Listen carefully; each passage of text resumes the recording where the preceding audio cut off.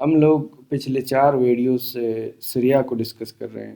سریا یعنی وہ جنگی مہمات جن میں نبی پاک صلی اللہ علیہ وسلم نے بذات خود شرکت نہیں کی، مگر کسی صحابہ کرام میں سے کسی کو اس ٹیم کا کمانڈر بنا کر کے کسی جنگی مہم پر یا کسی اور مقصد کے لیے روانہ کیا۔ تو اس قسم کے جو ٹیمیں تھیں جن میں نبی پاک صلی اللہ علیہ وسلم بذات خود ان پرسن شریک نہیں تھے، دوسروں کو صحابہ میں سے کسی کو کمانڈر بنا کر کے بھیجا تھا، اس قسم کے جنگی مہمات ہوں یا کوئی اور مقصد کے لیے بھیجے گئے ٹیمیں ہوں، ان کو سریا کہا جاتا ہے۔ تو پچھلے 4 ویڈیو میں سے پہلے ویڈیو میں ہم لوگوں نے سریا نمبر 1 سے لے کر سریا نمبر 10 تک ڈسکس کیا تھا ڈیٹیل سے۔ اس کے بعد دوسرے ویڈیو میں ہم لوگوں نے سریا نمبر 11 سے لے کر 15 تک ڈسکس کیا۔ اس سے جو بعد کے ویڈیو میں سیشن میں ہم لوگوں نے ڈسکس کیا تھا 16 سے لے کر 20 تک، اور جو لاسٹ سیشن تھا اس میں ہم لوگوں نے ڈسکس کیا تھا سریا نمبر 21 سے لے کر 25 تک۔ تو آج جو ہم لوگ ڈسکس کریں گے سریا نمبر 26 سے آگے، تو سریا نمبر جو 26 ہے اس کو سریا آبان بن سعید رضی اللہ تعالیٰ عنہ بولتے ہیں۔ اس سریے کا جو ٹائٹل ہے یہی ہے۔ یہ سریا جو ہے 7 ہجری کو صفر کے مہینے میں ہوا تھا۔ اس میں نبی پاک صلی اللہ علیہ وسلم نے حضرت آبان بن سعید رضی اللہ تعالیٰ عنہ کو کمانڈر بنا کر کے بھیجا تھا، اور اس کی جو اسٹرینتھ تھی وہ معلوم نہیں ہو سکی۔ بہت میں نے کھوج کی کتابوں سے، انٹرنیٹ سے، مگر مجھے اس کا وہ نہیں ملا۔ تو اس سرے کا مقصد، اس ٹیم کو بھیجنے کا مقصد کیا تھا؟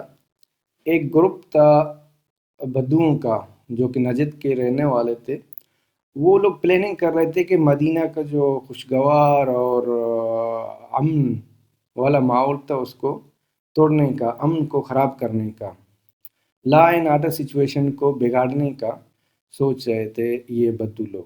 تو نبی پاک صلی اللہ علیہ وسلم کو اس کی انفارمیشن ملی، تو آپ صلی اللہ علیہ وسلم نے حضرت آبان بن سعید رضی اللہ تعالیٰ عنہ کی سرپرستی میں ایک ٹیم بھیجا ان کے پیچھے کہ ان کو مانیٹر کر ان کا محاصرہ کرو۔ تو یہ ٹیم جو تھا یہ سریا آبان کے نام سے مشہور ہے۔ یہ جو کیمپین تھی، جو 27واں سریا تھا اس کو سریا قدید بولتے ہیں۔ یہ جو ہے سریا بھی صفر کے مہینے میں 7 ہجری میں ہوا تھا۔ اس میں نبی پاک صلی اللہ علیہ وسلم نے جو کمانڈر ان چیف مقرر کیا تھا اس کا نام تھا حضرت غالب بن عبداللہ لیثی رضی اللہ تعالیٰ عنہ۔ اور اس کی بھی تعداد میں نے بہت کوشش کی ادھر ادھر سے، مگر مجھے معلوم نہیں ہو سکی، اس کے لیے میں معذرت چاہتا ہوں۔ اس سریا کا مقصد مطلب کیا تھا؟ ہوا یوں کہ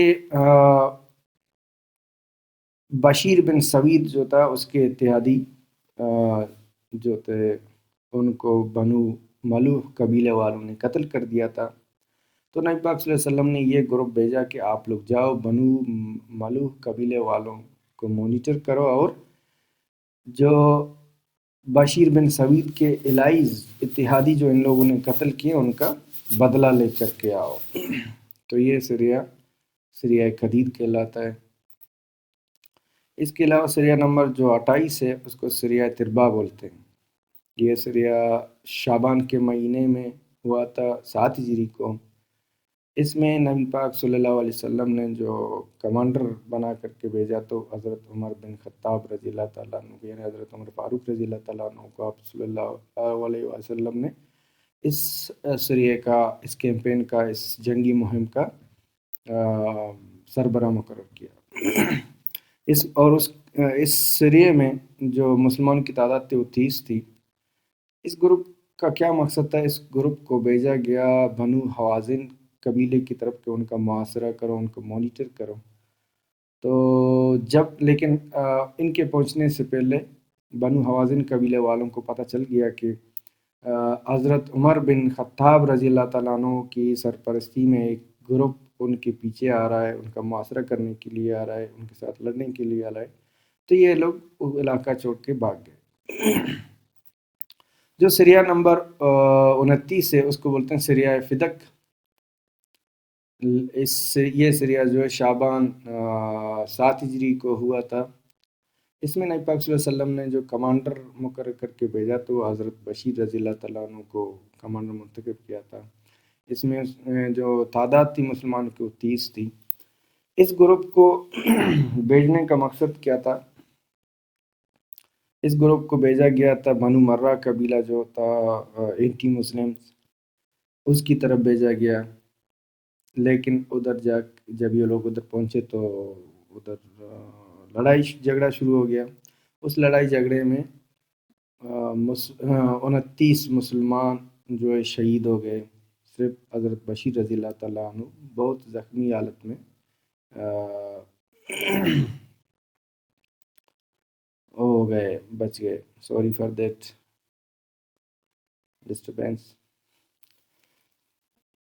لیکن حضرت بشیر رضی اللہ تعالیٰ عنہ بہت زخمی زیادہ ہوئے تھے شدید، مگر زندہ بچ گئے. تو یہ تھا سریہ فدق، سریہ نمبر 29.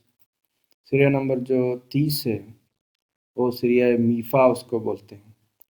یہ سریہ رمضان کے مہینے میں 7 ہجری میں ہوا تھا. اس میں بھی کمانڈر جو ہے نبی پاک صلی اللہ علیہ وسلم نے حضرت غالب بن عبداللہ لیثی رضی اللہ تعالیٰ عنہ کو منتخب کیا تھا، اور اس میں مسلمانوں کی تعداد 130 تھی. اس گروپ کو نبی پاک صلی اللہ علیہ وسلم نے بنو اوال، بنو عبد بن صلبہ اور بنو خرقات جو کہ جوہینہ قبیلے کا سب کاسٹ ہے ان کی طرف بھیجا گیا. اس بیٹل میں ایک عجیب واقعہ ہوا کہ اس جنگ میں حضرت اسامہ بن زید رضی اللہ تعالیٰ عنہ جو ہے اس نے ایک شخص کو قتل کیا جس کا نام تھا نیحق بن مرداس. اس کے مشہور ہونے کا مقصد وجہ کیا ہے؟ وجہ یہ کہ یہ بندے کو جب حضرت اسامہ بن زید رضی اللہ تعالیٰ عنہ قتل کر رہے تھے تو اس نے دیکھا کہ حضرت اسامہ بن زید رضی اللہ تعالیٰ عنہ مجھے قتل کرے، تو اس نے جلدی سے کلمہ پڑھا. کلمہ طیبہ جب پڑھا تو مگر حضرت اسامہ بن زید رضی اللہ تعالیٰ عنہ نے سوچا کہ یہ جو ہے موت کے ڈر سے کلمہ پڑھ رہا ہے، لیکن اس نے واپس اس کی قتل کر دیا. تو جب وہ لوگ سریہ کے بعد جنگی مہم کے بعد جب مدینہ واپس پہنچے تو حضرت اسامہ بن زید رضی اللہ تعالیٰ عنہ نے یہ واقعہ نبی پاک صلی اللہ علیہ وسلم سے شیئر کی کہ ایسا ایک شخص تھا جس کا نام تھا نیحق بن مرداس. جب میں اس کو قتل کر رہا تھا تو اس نے کلمہ طیبہ پڑھا. تو نبی پاک صلی اللہ علیہ وسلم جب یہ سن کے تو اس کو بہت دکھ ہوا، تو اس نے حضرت اسامہ بن زید رضی اللہ تعالیٰ عنہ سے کہا کیوں تم نے اس کا سینہ چاک نہیں کیا اور دل نہیں دیکھا کہ آیا اس نے جو کلمہ پڑھا دل سے پڑھا تھا یا موت کے ڈر سے پڑھا تھا. تو اس پر جو محمد صلی اللہ علیہ وسلم تھوڑا ناراض ہو گئے کہ جب اس نے کلمہ پڑھا تھا تو آپ کو اس کو قتل نہیں کرنا چاہیے تھا. اور یہ واقعہ بہت مشہور ہے، اکثر علماء کرام کے منہ سے مطلب آپ لوگوں نے سنا ہوگا کہ ایسا کوئی شخص تھا جو جنگ کے دوران، لڑائی کے دوران قتل کرنے کے ٹائم پہ اس نے کلمہ پڑھا تھا، تو پھر بھی حضرت اسامہ بن زید رضی اللہ تعالیٰ عنہ اس نے اس کو قتل کر دیا. تو کہنے کا مقصد یہ ہے کہ اس قسم جب کوئی ظاہری طور پر کلمہ پڑھتا ہے تو شرعاً اس کو کافر کہنا جائز نہیں ہے جہاں تک میرا علم ہے. تو یہ آج کے لیے اتنا ہی.